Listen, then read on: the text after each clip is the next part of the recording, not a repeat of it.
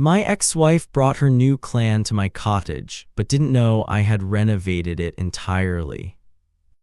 The lake never changed, and in the beginning that was the cruelest thing about it. I'd stand at the edge of the dock in the early morning, barefoot on the cold wood, coffee cooling too fast in my hands, and watch how still the water stayed. No ripples, no reaction, just an undisturbed sheet of pale glass like it didn't notice I was slowly being hollowed out.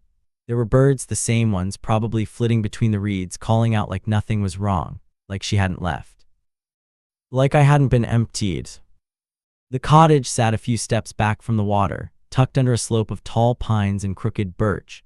We used to say it looked like it had grown from the earth itself, the stone chimney with moss clinging to it like soft green paint, the way the front door stuck in winter unless you threw your hip into it. She loved that kind of thing, quirks. She said the cottage had character. I used to love how she could romanticize imperfection, cracked tiles, creaky stairs, burned toast mornings. Back then, it felt like magic, like she spun light out of everything. I didn't realize I was one of the things she needed to romanticize to keep loving. Her name was Marin, still is, I suppose. It tastes different now when I say it. Back then it sounded like water, like breath. Now it sounds like regret scraped thin across memory. She had this way of walking barefoot through the house, even in winter, like she needed to feel every floorboard. She said shoes muted life. That was the kind of shit she used to say. I believed her once. Or maybe I just wanted to believe in something outside of myself. We had the cottage for 10 years. Bought it together after a fight that almost ended us, one of those silent detonations in a marriage where nothing is broken but nothing feels intact anymore either. We told ourselves it would be a fresh start, something to tend together. A sanctuary, she called it the Little North, like we were escaping south from something unnamed. We painted the front door mustard yellow. She hung wind chimes made of driftwood and old keys. I planted mint outside the kitchen window even though she hated how it overtook everything. I said that's what love was. She didn't laugh. We were slipping by then, I can see that now. It's funny how you only recognize rot in hindsight when the beams start to crack under pressure, when things that used to hold suddenly collapse without ceremony. But we tried. We did. I remember one night we sat by the fire, blankets around our legs, and she told me very calmly that she felt like a ghost when I talked. Like I'm not real to you anymore, she said, and I blinked like she'd slapped me. I told her I didn't know how to fix that I didn't know what I was doing wrong. She said it wasn't what I was doing, it was who I'd become, like I had hardened somewhere, like I was shrinking the air around her just by existing. I remember not sleeping that night, just lying beside her, listening to her breathe slow, even like nothing had shifted. But everything had. We were two bodies occupying the same space with a grief-shaped silence between us. The next day, she packed a small duffel bag. No drama, no slammed doors, just this look in her eyes like she'd already left months ago and her body was just now catching up.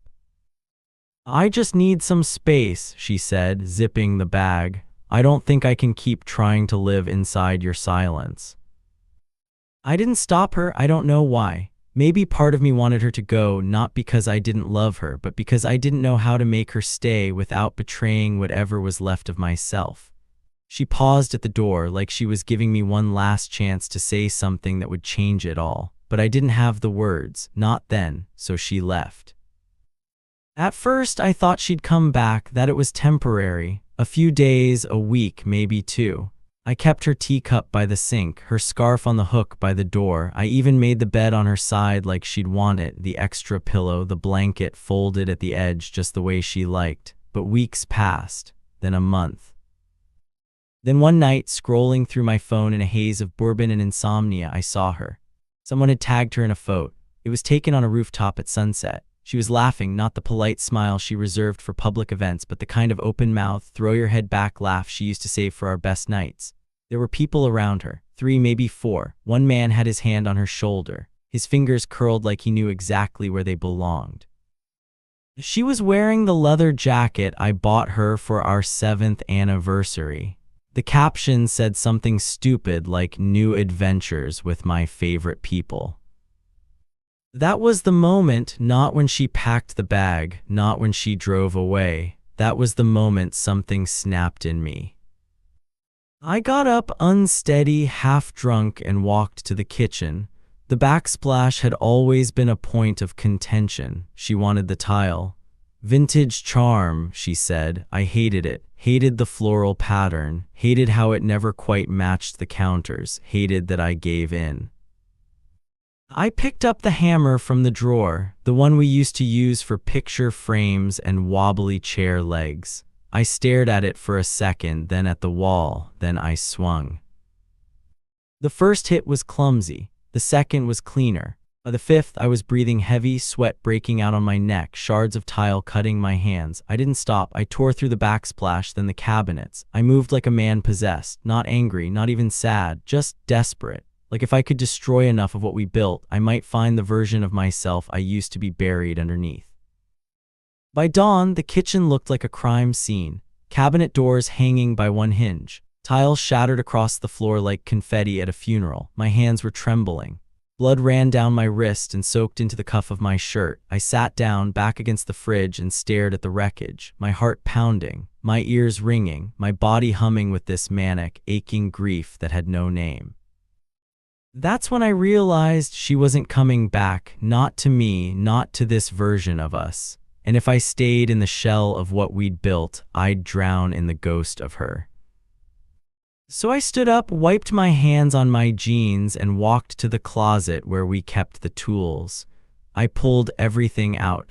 Paint cans, screwdrivers, sandpaper, the drill she never learned how to use. I set them all on the counter. Then I got to work. There's a strange kind of silence that follows destruction, not peace, not relief, but the raw hum of aftermath. Like the quiet that settles after a scream. That's what the cottage felt like in the days after I tore it apart. Hollow, suspended. The air was thick with drywall dust, and everywhere I turned was a reminder of how easy it is to unmake a life.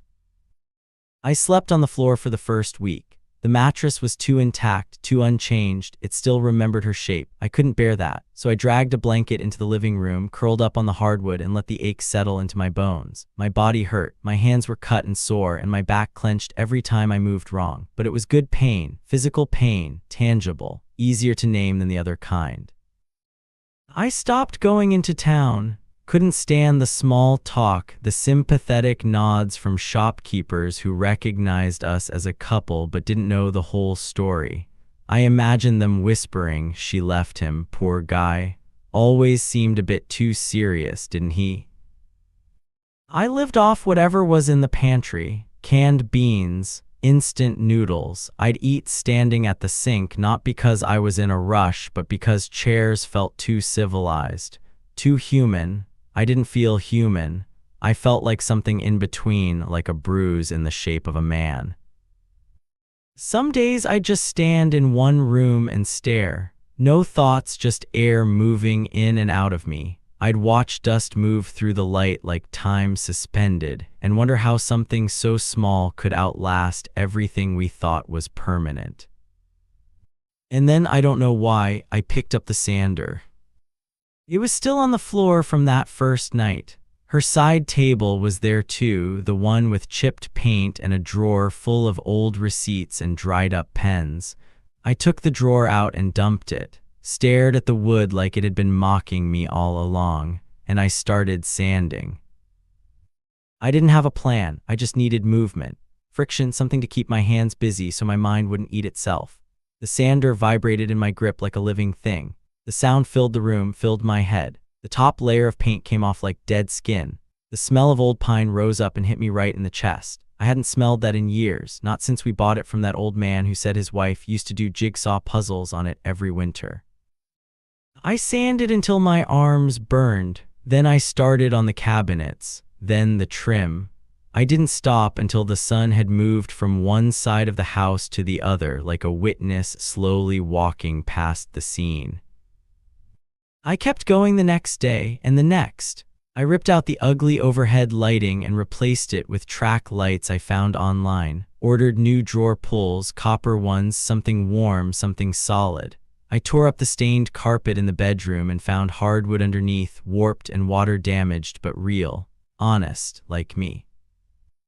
There was a rhythm to it. Work, collapse, wake up aching, work again. Somewhere in that loop, I started coming back to myself, not the self I was with her, not the version of me that smiled at dinner parties and tried to mold himself into someone more palatable. Just me, raw, messy, unshaven, and often unwashed, but real. That's when I met Eli. I was at the hardware store, standing in front of a wall of screws I didn't understand, reading labels like they were in a foreign language. I must have looked lost because he walked over and said, "You building something or tearing something down?" I looked at him, long gray beard, arms like tree trunks, and a tattoo of a feather on his forearm. He wore a flannel shirt that had seen better decades. "Both, I think," I said. He nodded like that made perfect sense. "Aren't we all?" He offered to help when I mentioned I was gutting a cottage by the lake, said he'd been a carpenter before retiring, bored out of his mind, missed the feel of wood under his hands. The first time he came by, I felt exposed, like letting someone into this space was giving them a front row seat to my collapse. But he didn't ask questions, just walked in, looked around at the chaos, and whistled low. "Looks like a clean break," he said. "You did this all yourself?" "Yeah," I said, "kind of lost it." "Could have fooled me," he said, nodding at the beams. "You've got an eye for bones. This place is breathing again." He started showing up twice a week, brought materials I didn't know how to ask for, taught me how to measure properly. Twice, always, cut once but measure twice. We drank beer on the porch afterward in silence mostly, the kind of silence that didn't ask anything of me. It felt good. One night he asked what happened, not directly but sideways. "You live out here alone?" I nodded. He cracked a bottle open. I did too once, after my wife died, didn't talk to a soul for 6 months, gutted my house to the studs, thought if I tore out everything that had her in it, I'd stop seeing her ghost. I didn't say anything for a long time. Then, "Did it work?" "Nope," he said, "but I built something else in the space where the ghosts used to live."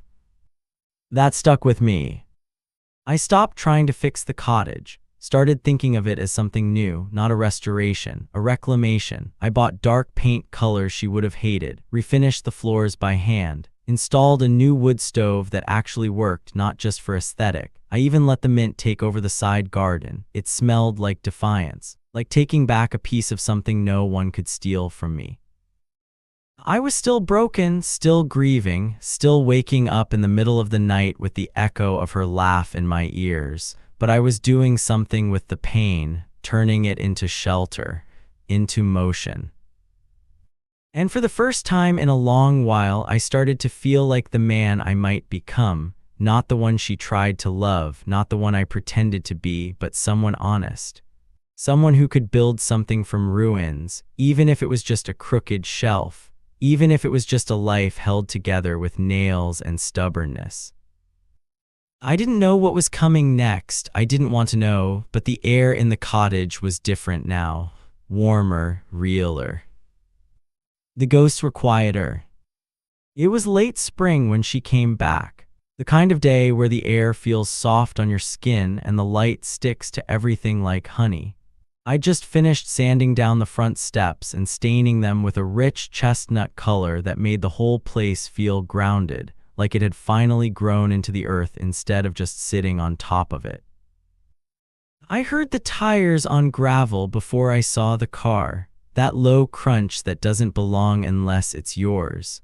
I stood in the doorway, rag in hand, and watched the SUV pull into the driveway like it still belonged to her, like nothing had changed. It was her, Marin, same jacket, the leather one I gave her, faded now. She got out slowly, like she wasn't sure what she was walking into. Her hair was shorter, curled at the ends, messier than she used to wear it. 2 kids tumbled out behind her, not hers. His, I assumed. The man followed, tall, wearing a smug kind of calm. Handsome, I guess. The kind of man who probably says things like, "We're just looking to unwind this weekend," without realizing how many lives were built and buried in the same sentence. I didn't move, just leaned against the frame, rag still in my hand, and watched the past walk across the gravel with new shoes on. She looked up and saw me, stopped short. "Oh," she said, soft like a question, "you're here." "Yeah," I said, "I live here." There was a pause, one of those unbearable ones where both people realize they're not having the same conversation. "I thought," she started, then stopped. "We thought maybe we could stay a night or two. The kids wanted a lake. I didn't think you'd." "You didn't ask," I said. She swallowed, looked back at him. He was unloading bags like he hadn't noticed the standoff, or maybe he just didn't care. Then she stepped closer, her eyes darting over the porch, the windows, the front door, no longer mustard yellow, now a deep slate blue. "You changed everything." I nodded. I had to. She blinked slow. "It doesn't look like the same place." "It's not." She told the kids to wait in the car, told him to. He hesitated, then shrugged like he'd already learned to stop pushing when she said something with that tone. She walked up the steps like she was trespassing in a place that used to know her name. Inside, she didn't speak, just walked slow, running her hand along the new wood trim, the fresh paint, the open shelving she never would have picked. The fireplace was gone. I replaced it with a cast iron stove that actually gave off heat. The couch was gone too. I burned it one night after too many bourbons, watched the frame collapse in the fire pit like it had been waiting to be released. "This is," she trailed off, touching the edge of the dining table, "a heavy oak slab Eli and I built by hand. It's beautiful." I didn't respond. I was watching her too closely, trying to trace the lines on her face, trying to find some hint of guilt or longing or anything resembling what I had lived through. But she just looked curious, moved, like she'd stepped into a painting she hadn't meant to pose for. "I thought you'd leave," she said finally. "Sell it, let it go." "You thought wrong." Her eyes met mine then, really met them. Something in her flickered, regret maybe, or recognition. "I don't know why I came," she said. "I think I just wanted to see what was left." "There's nothing left," I said, "not for you." She looked down, touched the grain of the table again like she needed something to hold on to. "I didn't expect it to hit me like this. I just thought maybe we could still have something in a different shape." There it was. The thing that cracked me open. "You think you can just bring your new family here, let them run barefoot through the place where we unraveled, and what? We drink wine on the dock and pretend we're something else." Her voice was small. I thought maybe. "No," I stepped closer. My voice didn't rise, but it cut. "This place is not a monument to what we had. It's not a cottage for hire. It's not a memory you can rebrand." "I'm not trying to rebrand anything," she said. "I just didn't know you'd change it. You didn't know a lot of things, that's why you left." That stung her, I could tell. She stiffened, her hands curled against the edge of the table. "I left," she said carefully, "because I couldn't breathe around you anymore. Everything felt like a performance and I forgot my lines." "Maybe because you were never really in it," I snapped. "Maybe you were already halfway out the door for years and just needed someone else to open it." She stared at me, mouth open slightly. "That's not fair." "No, it's not, but it's true." We stood in silence again, not the old silence. This one was sharper, honest. "I'm not angry anymore," I said finally. "But this place, it saved me, or maybe I saved it. Either way, it's mine now, not ours, not a leftover piece of something broken. Mine." She looked around once more, and I watched her face shift, the grief, the understanding, the slow settling in of loss, not just of me, but of something she hadn't realized she still wanted a piece of. She nodded, "Okay." And just like that, she left. No hug, no tearful apology, just a quiet exit like a breeze slipping through the cracks of a sealed window. I watched her walk down the steps past the flower beds she once planted. They were overgrown now, tangled and wild. I liked them that way. She got into the SUV without looking back. The kids were in the back seat, the man behind the wheel. They drove off, swallowed by gravel and distance. I stood there long after the sound of tires disappeared. The light had shifted. The wind had picked up. The lake, still unchanged, stared back at me with indifference. But I felt something shift inside. Not rage, not sorrow, just space. A clearing like the air after a storm, not clean but ready. And I was still standing, still here. After she left, I didn't go back inside for a long time. I sat on the porch with the fading light washing over everything, the railings, the fresh stain on the steps, the mint creeping toward the gravel like it was trying to reclaim something. I could still feel the weight of her in the room, the tension in the air she'd left behind, like her breath hadn't fully left the walls yet. But it was fading. Every second stretched a little farther from her. Eli came by a couple days later. I didn't call him. I think he just knew. He pulled up in his rusty pickup with two folding chairs rattling around in the back and a cooler that sloshed with the promise of beer. He didn't ask questions when he saw my face, just nodded like a man who's watched enough people get broken and bent and keep breathing anyway. We sat out on the dock that night, beers between our feet, moonlight stripping the lake in long silver ribbons.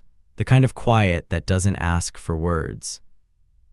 She came by, I said finally. He took a sip, then nodded, figured. Brought the guy his kids. Another nod, you okay? I didn't answer right away, just listened to the distant sound of loons calling across the water, lonely, soft, like they'd misplaced something and were still trying to call it home. I thought I would feel rage, I said. I didn't, just stillness. That's grief when it's done chewing on you, he said. Doesn't spit you out, just sets you down and walks away.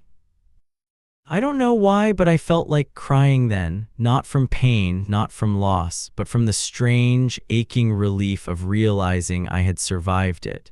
Her, the collapse, the echo, the empty bed, the silence that lasted too long in the mornings, the hunger that had nothing to do with food. I had survived, and somehow I was still mine.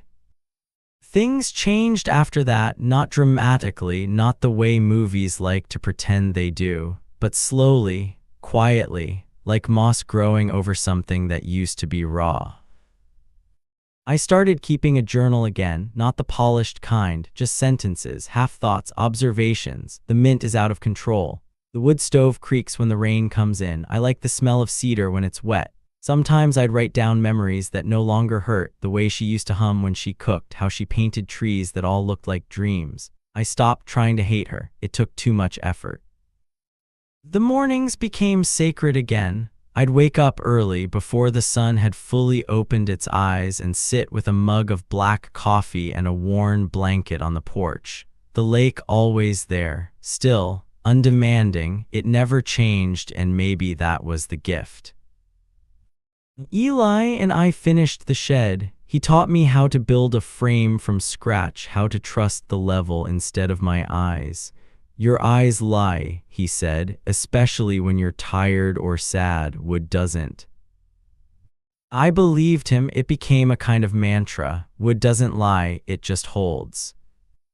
I let the place grow into itself, stopped fussing over the imperfections, the nick in the countertop from when I dropped the wrench, the uneven shelves in the pantry, the scratch in the floor from the old couch. I left it all. I liked the honesty of it. Life leaves marks. I was tired of trying to sand them all away. Summer came in slow and heavy. The mint bloomed in white puffs. The lake warmed just enough to slip into at dusk. I swam most nights, let the cold bite me, then carry me. Sometimes I floated on my back and looked up at the stars until I couldn't tell where the water ended and the sky began. I felt small, but not lost, just a part of something again. People started asking if they could rent the place. Friends of friends, families from the city. I always said no, not out of bitterness. I just couldn't hand over something I had bled into. This was no longer a vacation spot. It was a living thing. My bones were in the walls, my grief lived in the floorboards, my healing was tucked into every nail. And for the first time in a long time, I didn't need to share it to prove it mattered. One morning, I found an old photo, me and Marin, the first summer we bought the cottage. We were on the dock, both barefoot, both younger than we had any right to be. She had her head on my shoulder. I was squinting against the sun, smiling like someone who hadn't yet learned the weight of goodbye. I almost threw it away, but I didn't. I tucked it in a drawer, not as a keepsake, just as a reminder that once I had loved fully, naively, that I had tried. And now I was here, still loving, still trying, but with both feet on the ground. The cottage didn't feel haunted anymore. It felt lived in, weathered, solid. Some nights I'd sit by the stove and read with the windows cracked open, the night air drifting in with the scent of pine and lake water. No soundtrack, no narrative, just me, the creak of wood, the wind moving through the trees like a soft hand. I never really stopped missing her, but the ache softened, became something rounder, something you could hold without bleeding. I wasn't waiting anymore. And I wasn't rebuilding us. I was building me, quietly, intentionally, board by board. And for once, that was enough.